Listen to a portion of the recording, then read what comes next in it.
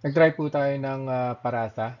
Indian bread po ito. Sikat po ito sa mostly sa Middle East po, no? This is in our search for a bread that would be yung pwede po para sa mga diabetic, no? So, tutuloy pa po natin yung search po natin, no? So, for this particular experiment, what we did, tinry po natin siya ng plain.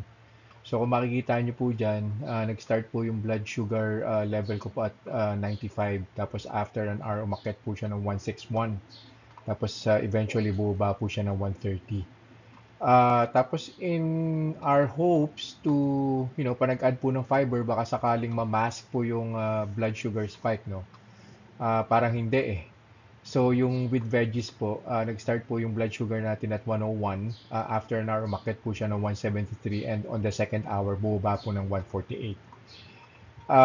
Siguro it has something to do with the cheese kasi yung veggies, inadan ko po siya ng cheese kaya ganun po yung naging spike po niya versus plain, no? Pero I'm not really sure.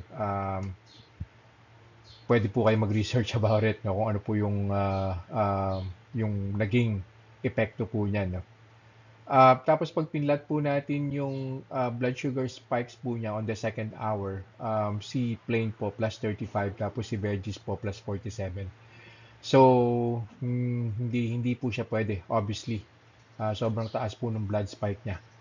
So, tutuloy po natin yung search po natin. We'll see, yung sourdough nakapila po. Tapos, meron pa po tayong itatry na bread made of coconut flour at saka bread na made of almond flour. Para at least magkaroon po tayo ng suitable bread para po sa mga diabetics. So, see you guys in the next vlog. Bye-bye.